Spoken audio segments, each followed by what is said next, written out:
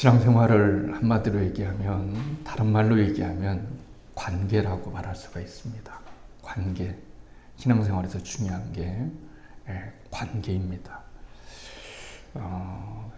초대교회의 몇 가지 특성 중에 중요한 거 하나가 코이노니아입니다. 교제, 관계, 이런 거 굉장히 중요합니다. 하나님께서 이 세상을 만드시고 또 에덴 동산에서 아담과 이브를 만드시고 원하셨던 것은 관계입니다. 관계도 여러 가지로 정의할 수 있지 않겠습니까? 사랑의 관계, 믿음의 관계, 또 평화의 관계, 좋은 관계, 이런 게 있습니다. 또 안 좋은 관계도 또 있습니다. 그래서 인간은 언제나 관계성 속에서 살아가는 존재다, 이렇게 말할 수가 있습니다.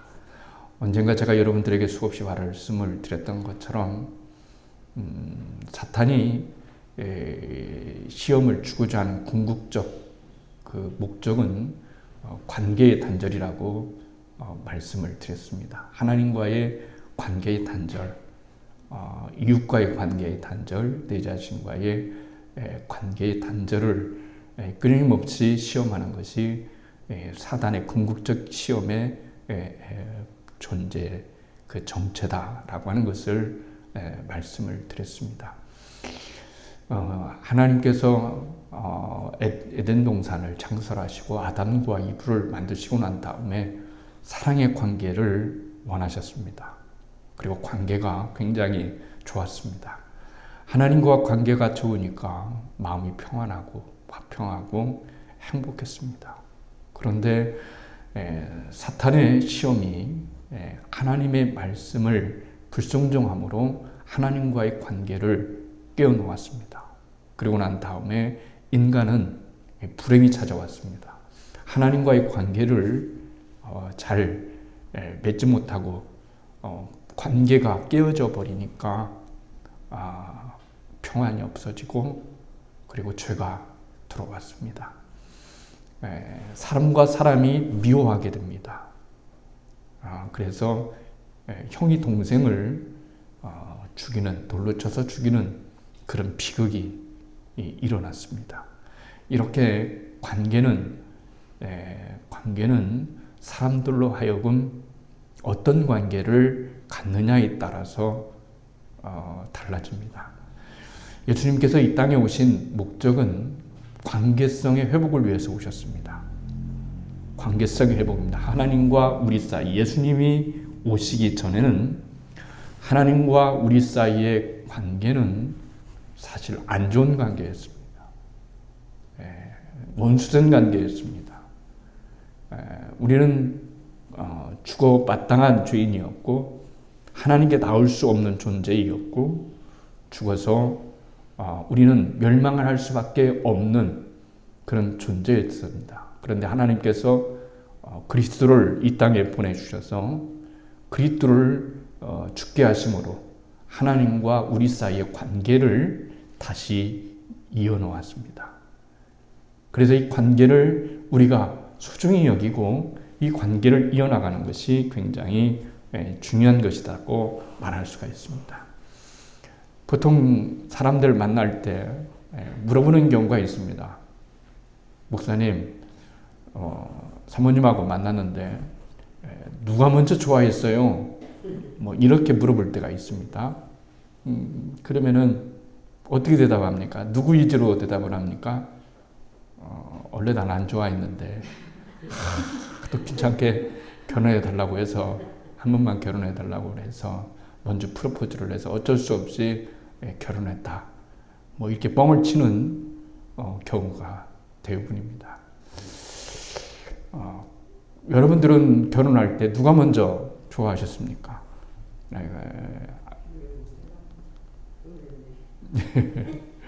맞습니다. 그런데 하나님께서 우리를 먼저 사랑하셨다, 이렇게 말합니다. 이게 하나님께서 우리들에게 원하시는 것은 관계입니다. 좋은 관계. 좋은 관계 중에서도 가장 좋은 관계는 사랑의 관계입니다. 그래서 성경은 우리들에게, 여러분 우리 교회의 5월달 달력에도 피차 뜨겁게 서로 사랑해라, 이렇게 성경은 우리들에게 말씀을 해주고 있습니다. 그 말씀이 그렇게 들어있습니다. 그렇기 때문에 하나님과 우리와의 관계는 어떤 관계가 되어야 되냐면 사랑의 관계가 되어야 되는 거예요. 근데 하나님이 먼저 우리를 사랑하셨습니다. 보이지 않는 하나님께서 우리를 먼저 사랑해 주셨어요. 먼저 내가 너를 사랑한다, 이렇게 말씀을 해 주셨습니다. 그런데 다른 종교와의 차이점이 있다면은, 다른 종교는 인간이 먼저 신을 찾아갑니다. 그래서 거기다 재물을 바치기도 하고 또 물질도 바치기도 하면서 자기가 신을 사랑한다 라고, 가깝다 라고 하는 것을 표현합니다. 그러나 기독교만큼은 하나님이, 신이 먼저 인간을 찾아오셨다, 이렇게 말씀을 하고 있습니다. 이건 굉장한 거예요. 보잘것없는 인간, 죽을 수밖에 없는 우리 인간이 하나님이 먼저 우리를 찾아오셨다라고 하는 것은, 이건 굉장한 사건이고 굉장한 의미라고 말을 할 수가 있습니다. 그런데 하나님께서 문제가 있습니다. 사랑은 굉장히 어렵습니다. 여러분들이 인생을 살아가면서 느끼는 게 뭘까요? 사랑, 굉장히 어렵습니다. 물론 젊었을 때 아가페의 사랑을 말고 에로스의 사랑을 할 때 단순간에 잠깐은 뜨겁게 사랑할 수 있는 그런 관계는 되겠지만, 이내 시간이 지나면 사랑이 얼마나 어렵고 힘든 것인가 하는 것을 알게 됩니다. 내가 다른 사람을 사랑한다는 것이 얼마나 어려운 일인가 라고 하는 것을 알게 되는 거죠. 그렇기 때문에 하나님께서는 우리를 먼저 사랑하시고, 네가 나를 사랑해야 된다 이렇게 강요하지 아니하시고 먼저 우리들로 하여금 믿음을 먼저 갖게 하십니다. 믿음을 먼저 갖게 하셔요. 하나님에 대한 신뢰, 하나님에 대한 믿음을 먼저 갖게 하신 다음에, 그 다음에 우리 마음속에 진정으로 하나님을 사랑할 수 있는 그런 사랑의 마음을 싹트게 하는 것을 알 수가 있습니다. 믿음을 요구합니다. 인간에게 가장 소중한 것은 사랑입니다. 나는 사랑 없이도 살 수 있다, 이렇게 말하는 사람, 그 거짓말입니다. 돈도 있고 인기도 있고 권력도 있고 명예도 있고 다 있는데 사랑이 없어요. 굉장히 허무합니다. 행복하게 살 수가 없습니다. 그 속에는 반드시 사랑이 들어가야만 됩니다. 근데 하나님께서는 우리가 하나님을 진정으로 억압적으로 사랑하는 것이 아니라, 내가 너를 사랑했으니까 너도 나를 반드시 사랑해야 된다라고 하는 그런 억압적인 그런 요구를 하신 것이 아니라, 하나님께서는 계속해서 일방적으로 계속 사랑의 모습을 보여주는 거예요. 이것을 가리켜서 우리는 그런 거잖아요. 옛날에 누가 누구를 좋아하는데 그 사람은 좋아하지 않아요. 한 사람만 좋아해요. 그런 사랑을 보통 얘기할 때 뭐라고 부르죠? 짝사랑, 원사이드 러브, 이렇게 얘기합니다. 하나님은 계속해서 우리들을 사랑하십니다. 짝사랑하십니다. 사랑할 필요 없습니다. 그런데 자식을 켜보면 짝사랑입니다. 자식은 절대적으로 부모처럼 그렇게 열렬하지 않습니다.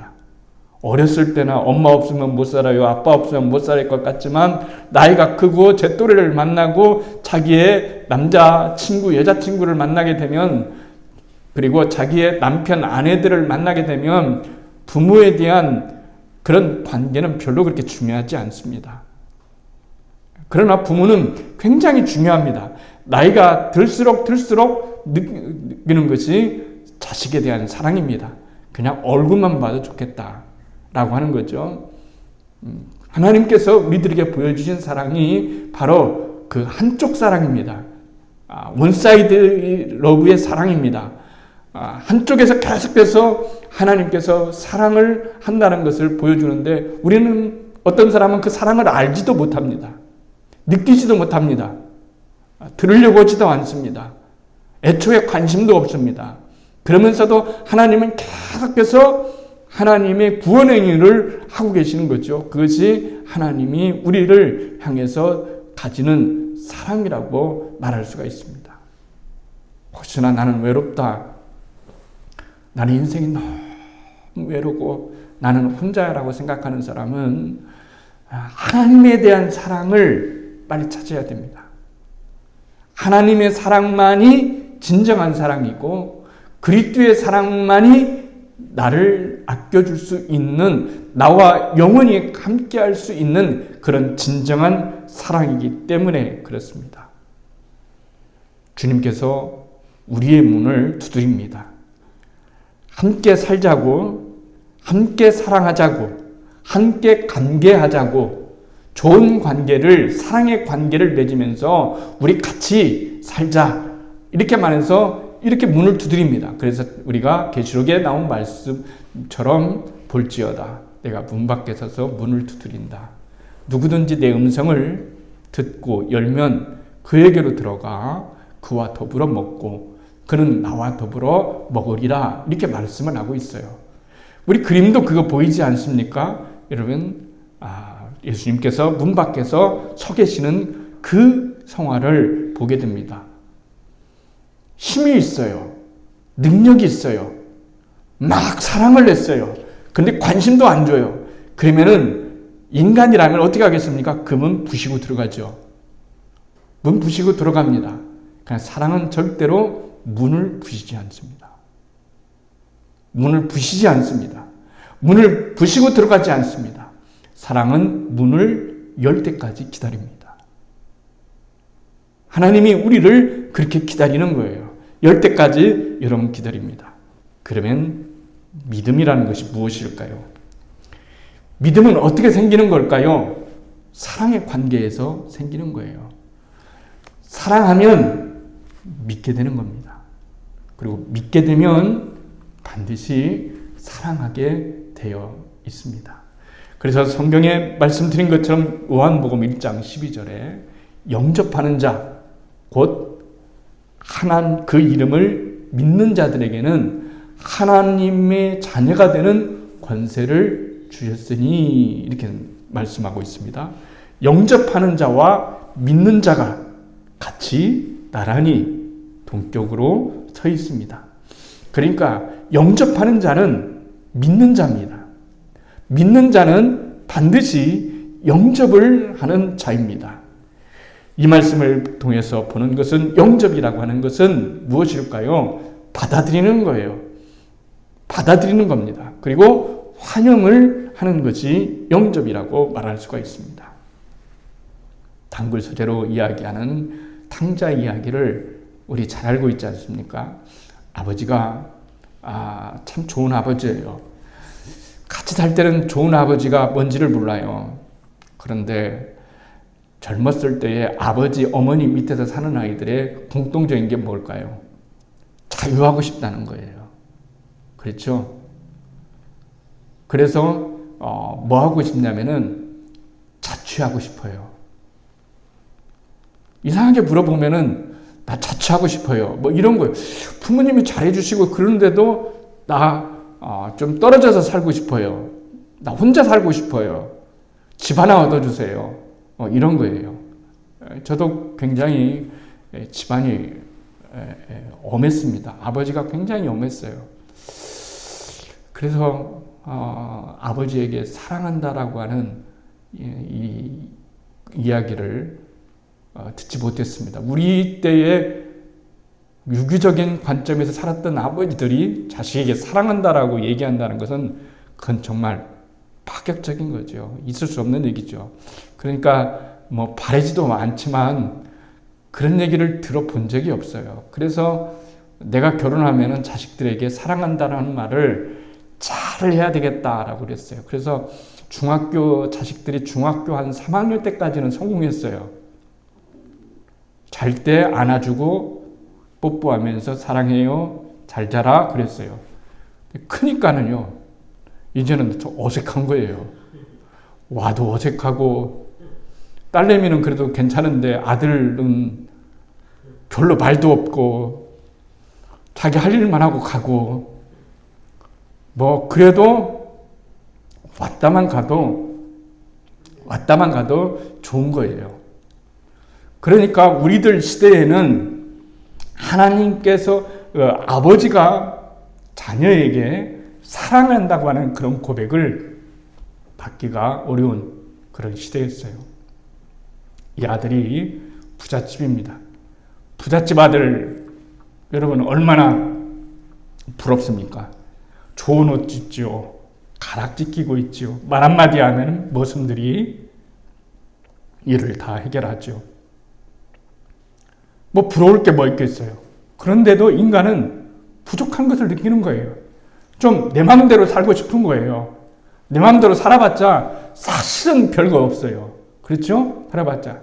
우리 고등학교 때, 죄송합니다, 옛날 얘기해서 옛날 얘기는 별로 안 좋아하는데, 그때는 교복이 있었지 않습니까? 겸응 고백이 있었지 않습니까?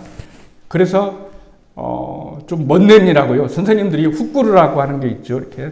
그러면 그걸 하나 빼고, 단추도 하나 좀 빼고, 좀 이렇게 껄렁하게 좀 보이는 거. 그 다음에 바지도 일자로 이렇게 호중무늬가 지금 우처럼 돼야 되는데 좀 앞에로 이렇게 딱 집어넣게 만들어서 숨기고 다니고. 이게 다 무슨 현상일까요? 좀 자유하고 싶다. 나 좀 내두어라. 좀 자유하고 싶다라고 하는 거예요. 이 집 아들도 모든 걸 다 가졌지만 자유하고 싶은 거예요. 돈도 좀 마음껏 쓰고, 부모의 간섭도 없고, 부모의 꾸지람도 없고, 부모의 어떤 잔소리도 없는 그런 곳에서 좀 자유롭게 살고 싶다라고 하는 거예요. 그러니까 철이 굉장히 없는 거죠. 저도 철이 없을 때가 있었어요. 철이 없을 때가 있어요. 지금 생각해 보면은 굉장히 안 맞은 게 다행이지. 제가 원래는 신학을 안고 일반대학 가려고 재수를 했습니다. 일반대학 가려다가 이제 재수를 했는데, 공부를 하는데 집에서는 잘 안 된다고 핑계를 하고 어머니한테 가가지고 그 형편에 뭐라고 얘기했냐면, 아버지한테 가가지고 하숙하게 해달라고. 지금 생각해 보니까 말도 안 되는 얘기를 한 거예요. 하숙하는데 돈이 얼마겠어요. 그런데 그때 당시에는 제발 그 부모의 엄한 그 밑에서 조금이라도 조금 벗어나면 좋겠다라고 하는 생각이 있는 거죠. 이게 부모와의 관계가 어떤 관계여야 되는 것을 진정으로 알지 못했던 그런 시대라고 말할 수가 있습니다. 이 아들도 마찬가지죠. 아버지가 죽지 않았는데 재산을 물려달라고 합니다. 재산이 그냥 물려지는 것이 아니라 아버지가 죽어야만 물려주는 거예요. 그런데 아버지가 죽지도 않았는데 유대사회에서 재산을 물려주세요 라고 이렇게 얘기하면 돌에 맞아 죽는 거예요. 그건 아버지를 빨리 죽어라 이렇게 하는 거나 마찬가지이기 때문에 유대의 율법에는 그렇게 되어 있지만, 아버지는 이게 말로 해서는 안 된다. 그렇잖아요. 말로 해서는 안 된다. 하나님께서도 우리를 하여금 가르치실 것이 많아요. 말씀해 주셨어요. 성경에도 말씀해 주시고, 기도할 때도 말씀해 주시고, 막 말씀을 해 주시지 않아요? 그런데 우리가 듣지를 않아요. 그럴 때는 어떻게 하는 걸까요? 일단은 내버려 두는 거예요. 한번 네가 하고 싶은 대로 한번 해봐라. 그래서 이상하게 하나님이 허락하시는 것 같아. 꼭 좋은 것만은 아닙니다. 이스라엘 백성이 하나님께 왕을 달라고 했어요. 이스라엘은 하나님만이 왕이고 하나님이 그들을 지켜주시는 거예요. 그러나 왕을 보니까 굉장히 매력적인 거예요. 중앙집권적, 힘을 하나로 모으고 자기들을 지켜줄 수 있는 그런 강력한 왕이 필요해요. 하나님이 그렇게 하면 안 된다고 그래. 내가 너희들 왕인데 꼭 그럴 필요가 있느냐라고 하니까 장로들이, 대표들이 나와서 우리는 끝까지 그래야 된다고 사무엘에게 우겼어요. 사무엘이 가서 기도했어요. 그랬더니 하나님께서 내두라. 그렇게 하도록 내버려 두라. 왜 그런 걸까요? 말로 해서는 안 되고 우리 인생에서 꼭 깨달아야만 될 수 있는, 경험으로 깨달아야만 될 수 있는 그런 것들이 있기 때문에 그런 거예요. 허랑방탕하게 생활을 했어요. 얼마나 자유롭게 생활을 했을까요? 그래서 금방 돈이 바닥났어요. 거지꼴이 됐어요. 이제는 갈 데가 없습니다. 돼지가 먹는 쥐업 열매를 먹으려고 해도 주는 자가 없다라고 얘기를 합니다. 그때 마지막으로 생각나는 것이 아버지였다고 성경 그리지 않겠습니까? 그래서 아버지한테 여러분 가는 거죠. 갈 때는 어떤 마음으로 갔을까요? 품꾼의 하나로 써달라고. 아버지의 아들이 된다는 것은 이건 있을 수가 없는 얘기예요. 그러니까 품꾼의 하나로 써달라고 그렇게 가야 되겠다 하고 아버지께 찾아가는 거예요. 우리 신앙생활하면 그럴 때 있지 않겠습니까? 예수 믿은 지가 지금 언젠데, 예수 믿고 구원받은 지가 언젠데, 하나님을 믿은 지가 언젠데 여전히 우리 황 권사님 기도한 것처럼 우리가 계속해서 하나님 앞에 온전하지 못한 죄를 지을 때마다 정말 내가 하나님의 자녀라고 말할 수가 있는가? 정말 하나님과의 나의 관계는 아직도 돈독하게 유지되고 있는가? 라고 이렇게 물으면서 자신이 내 쪽에서부터 없어지는 거죠. 나는 하나님 앞에 쓸모없고, 나는 하나님께 쓰임받을 수 없고, 나 같은 존재가 무슨 하나님 앞에 의미가 있겠어? 하나님께 늘 우리가 잘해야지, 잘하는 것이 뭐 있다고 내가 뻔뻔하게 그런 마음을 가질 수가 있겠어? 말하지만 신앙을 잘못 얘기해서 그런 거예요. 인간을 너무 과대평가해서 그런 거예요. 인간은 절대적으로 완전히 완벽한 인간이 될 수가 없습니다. 완전한 인간이 될 수 없습니다. 그리고 또 하나 아는 것은 우리가 하나님께 사랑을 받은 것은 네가 모범생활을 했기 때문에 사랑받는 게 아니에요. 그런 것이 아니라 하나님의 자녀이기 때문에 사랑을 받는 거예요. 그러니까 이 아들이 갔을 때 아버지가 날마다 기다리고 그를 영접했어요. 그를 영접했다고 말을 합니다. 영접했다는 것은 뭡니까? 받아들이는 거예요. 아버지는 모든 죄를 용서하시고 모든 잘못을 받아들였어요. 그것을 용서해 주셨어요. 그러니까 신앙이라고 하는 것은, 믿음이라고 하는 것은 아버지가 나를 받아주신 것처럼 나도 아버지가 그 받아주심을 내가 받아들이는 거예요. 용접하는 거예요. 그러면서 우리는 하나씩 여러분 고쳐나가는 거죠. 그렇지 않겠습니까? 그 아들이 이제 또 나가야 되겠구나. 다음 판에 오면 나가면은 아버지가 또 그래줄 거야. 뭐 이런 자식이 어디 있겠어요. 평생 그 은혜를 못 잊고 절대적으로 아버지의 품이, 하나님의 품이 얼마나 그 품이 안전하고 그 자체가 자유고, 내 마음대로 할 수 있는 게 자유가 아니라 내가 때로는 할 수 없다는 것을 알 수 있는 것, 이것도 자유라는 것을 분명히 알 수가 있는 거예요. 삭개오가 예수님을 보러 올라갔습니다. 목남에 올라갔죠. 예수님께서 삭개오를 아셨습니다. 삭개오야, 속히 내려오너라. 오늘 내 집에 내가 가야 되겠다. 묵어야 되겠다. 이렇게 셀프 초청을 했어요. 본인이 가셔야 되겠다라고 했어요. 그랬더니 삭개오가 속히 내려와 영접하거늘 이렇게 말했어요. 누구를 영접했어요? 예수님을 영접했어요. 예수님을 받아들였어요. 이게 굉장히 중요합니다. 그러면서 주님께서 뭐라고 얘기하냐면, 오늘 구원이 이 집에 이르렀더니 이 사람도 아브라함의 자손이로다, 이렇게 말하는 거예요. 그러니까 영접은 믿음은 영접이고, 영접은 구원과 마찬가지고, 영접했더니, 주님을 내가 영접했더니 구원이 우리들 가운데 생기더란 말이죠. 우리 가운데 나타나더란 말이죠. 그래서 구원이란 무엇이냐면, 구원이란 하나님의 백성, 하나님 나라에 속한 사람이 되는 거예요. 구원은 뭐냐? 여러 가지 얘기할 수 있겠지만 하나님 나라의 백성이 되는 거예요. 하나님 나라의 백성이 된다는 것이 얼마나 여러분 중요한지 아십니까? 하나님 나라의 백성이 되는 거예요. 내가 어디를 가든지 대한민국 국적을 가지고 있습니다. 그렇죠? 제가 어디를 가든지 대한민국의 국적을 가지고 있듯이 우리가 어디를 가든지 간에 하나님의 백성으로 살아가는 거예요. 여기를 가도 하나님의 백성, 저기를 가도 하나님의 백성인 거예요. 이거 굉장히 중요한 거죠. 어떤 나라에 코로나가 지금 기도한 것처럼 인도는 정말 너무 심각합니다. 심각해요. 인구가 많으니까 걸리는 사람도 많고 죽는 사람도 많고 우리는 이루 말할 수가 없어요. 근데 인도의 한 지방에 코로나가 들끓는데 거기에 교민이 여러분 100명 아니 50명 30명 산다고 생각해 봅시다. 그러면은 어떤 일이 일어날까요? 그 교민들을 그 속에서 죽도록 가만히 놔둘까요? 절대로 그렇지 않습니다. 나라에서 전용기를 띄워서 가서 태웁니다. 왜 태우는 걸까요? 국적을 가졌기 때문에 그런 거예요. 대한민국의 백성이기 때문에, 국민이기 때문에 그런 거예요.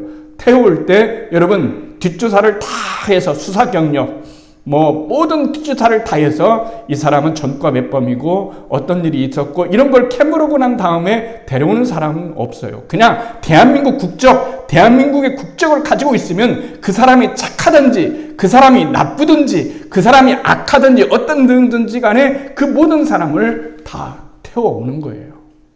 왜요? 대한민국의 국적을 가졌기 때문에 그런 거예요. 구원이란 국적을 갖는 거예요. 어떤 국적을 갖느냐면 하나님 나라의 백성의 국적을 갖는 거예요. 이게 굉장히 여러분 중요합니다. 하나님께서 애굽을 치셨습니다. 마지막으로 치셨어요. 장자는 모두 다 죽는다라고 치셨어요. 다 아시지 않습니까? 좌우의 문설주에 어린 양의 피를 발라라고 했어요. 발랐습니다. 그리고 가족들은 그 안에 다 그 안에 들어있기만 하면 사는 겁니다.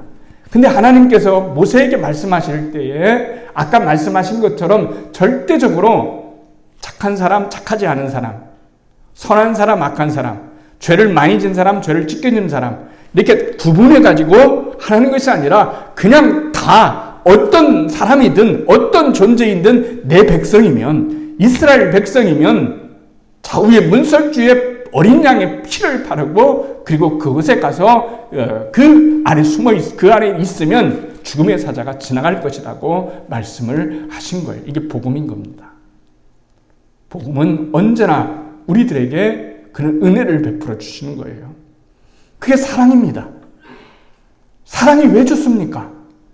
모든 것들이 이해되기 때문에 그렇습니다. 사랑이 왜 좋은 걸까요?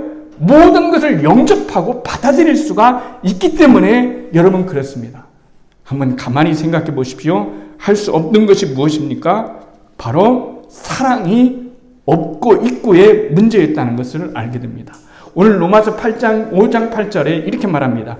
우리가 아직 죄인 되었을 때 그리스도께서 우리를 위하여 죽으심으로 하나님께서 우리에 대한 자기의 사랑을 확정하였느니라. 우리가 아직 죄인 되었을 때 우리를 사랑하셨대요. 더러울 때 사랑하셨대요. 우리가 착하고 하나님 믿고 난 다음에 너무 성화되어지고 정말 의롭게 된 다음에 우리를 사랑하신 것이 아니라 하나님을 알지도 못할 때 더러울 때 정말로 우리가 죄인 되었을 그때에 죄로 죽었을 그때에 우리를 사랑하셨다는 거예요. 그렇잖아요. 죽은 자를 목회자는 많이 보잖아요. 감사하게 목회하면서 죽은 자를 장례를 별로 잘 안 치러게 해주셨어요. 큰 교회에 있을 때도 이상하게 장례가 별로 안 났어요. 다른 구역을 보면은 막 목사님들이 바빠요. 여기 가서 장례해야지, 저기서 장례해야지, 막 그래요. 물론 저도 이제 장례를 치를 때가 있죠. 또 장인이나 장모나 아버님이 돌아가셨을 때, 어머니 지금 살아계시는데요. 돌아가실 때 보면 부모라고 해도 핏기가 없잖아요. 그 시체를 두고 오래 같이 있을 수 있겠어요? 없잖아요. 아무리 사랑한다 하더라도 같이 하룻밤을 지낼 수 있겠어요? 어려운 일이죠. 그리고 잘 관리가 되지 않으면 썩은 냄새가 나지 않습니까? 근데 하나님께서 우리를 사랑하셨을 때 썩고 냄새나고 핏기 없고 호흡 없고 생명 없고 그럴 때도 우리를 사랑하셨다는 거예요. 그렇다면 예수를 믿는 지금은 하나님이 우리를 얼마나 사랑하셨겠느냐라고 하는 거예요. 왜 그런 걸까요? 하나님은 우리로 하여금 날마다 나는 너와 관계를 맺고 싶다는 거예요. 관계, 좋은 관계를 맺고 싶고 사랑의 관계를 맺고 싶고 믿음의 관계를 맺고 싶고 은혜의 관계를 맺고 싶다라고 말씀하시면서 우리들에게 계속해서 일방적인 사랑을 하게 하시는 것이 사랑하시는 분이 바로 하나님이시기 때문에 여러분 그렇습니다. 하나님의 사랑을 받아들이면 사랑의 관계가 여러분 시작됩니다. 존재가 먼저일까요? 관계가 먼저일까요? 존재가 먼저일까요? 관계가 먼저일까요? 여러분 생각하기에는 존재가 먼저라고 생각합니다. 내가 존재해야 관계를 가질 수 있다. 이렇게 생각을 하게 돼요. 그러나 성경은 그렇게 말하지 않습니다. 성경은 우리들에게 언제나 말할 때 관계가 먼저입니다. 내가 하나님과 관계가 먼저입니다. 내가 하나님과 관계를 먼저 했을 때 나의 존재의 의미가 생각나는 거예요. 나의 의미가 있는 거예요. 내 존재가 착하고 내 존재가 바르서고 내 존재가 바로 의롭게 되었을 때 하나님과 관계를 맺는 사람은 없어요. 그렇게 될 수 있는 게 아니라니까요. 인간은 스스로 온전해질 수가 없어요. 인간은 늘 말하고 늘 죄짓고 늘 말하고 늘 죄짓고 우리가 말로도 입으로도 생각으로도 마음으로도 얼마나 많은 여러분 죄를 짓습니까? 그렇기 때문에 이 일주일 동안에 하나님께 예비하는 이 시간은 하나님과의 우리의 관계를 새롭게 하고 그리고 하나님의 은혜를 새롭게 입는 그런 놀라운 은혜의 그런 주일이라고 말할 수가 있습니다. 그런 걸 계속해서 하나님과의 관계가 먼저입니다. 내 관계가 하나님과 나의 관계가 바랐을 때 내 존재의 의미가 생기는 거예요. 내 존재가 무엇인가를 알게 되는 것이죠. 하나님의 사랑을 받아들이면 사랑의 관계가 시작되고 그리고 서서히 다른 사람이 되어가는 겁니다. 우리가 아직 죄인 됐을 때 하나님이 우리를 사랑하셨다고 말합니다. 하나님과의 관계가 먼저입니다. 힘든 일을 경험하고 계시다면, 어려운 일을 경험하고 계시다면 하나님과의 관계가 바로 되어 있는지를 한번 생각해 보십시오. 하나님과의 관계를 내가 지금 중요시 여기고 있는가 하는 것을 생각해 보십시오. 하나님과의 관계가 정말 깊어지고 있고 하나님과의 관계가 이상이 없다면 여러분의 인생은 걱정할 필요가 없습니다. 왜냐하면 모든 것은 하나님의 관계성 속에서 나오기 때문에 그렇습니다. 예수님도 먼저 하나님과 관계하고 사람을 치유하시고 사람과 관계를 맺으셨습니다. 다윗도 먼저 하나님과 관계하고 다른 사람과 관계를 맺었습니다. 내가 다른 사람과 관계가 잘못되어졌다는 것은 하나님과의 관계가 잘못되어졌다는 거예요. 하나님과의 관계가 사랑의 관계면 다른 사람의 관계도 사랑의 관계로 이어져 나갈 수가 있는 겁니다. 관계, 하나님과의 관계, 끊을 수 없는 하나님과의 사랑의 관계가 우리의 삶을 새롭게 한다는 사실을 기억하면서 우리의 영성이 관계의 영성으로, 하나님과의 관계의 영성으로 더욱더 깊어지기를 주님의 이름으로 축원을 드리겠습니다.